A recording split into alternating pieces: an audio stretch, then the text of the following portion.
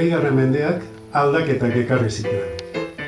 Fabrikak iritsi ziren, bizikletak orbitan bermaturik, eskolak ahots berriez beterik, sindikatuak eta munduaren berri ematen ziguten egunkariak. Baserriak lantegiei bidea ematen hasi ziren, mailu eta makinen hotsa kanpai eta erromeriekin nahastu zen. Txokolatea herriko etxeetako bebarruetan eskaintzetik fabriketan ekoiztera bazazen. Fabrikako erlojuarekin bizitzen ikasi zuen festak.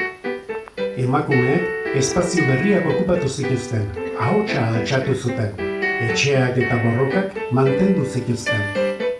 Gazteak alde egiten hasi ziren ikasteko, etorkizun hobearen bila, bai, gero bueltatzeko, edo ez.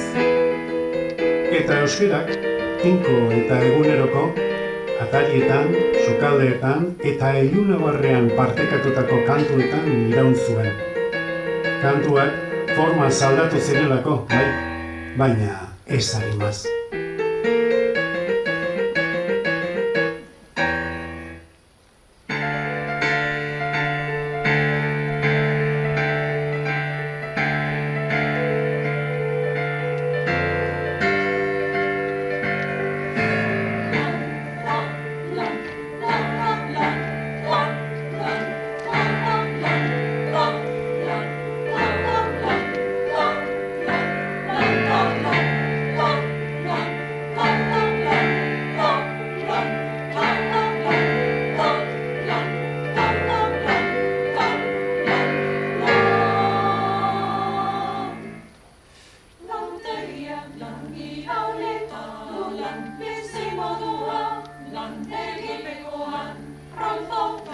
Lan pasada ordua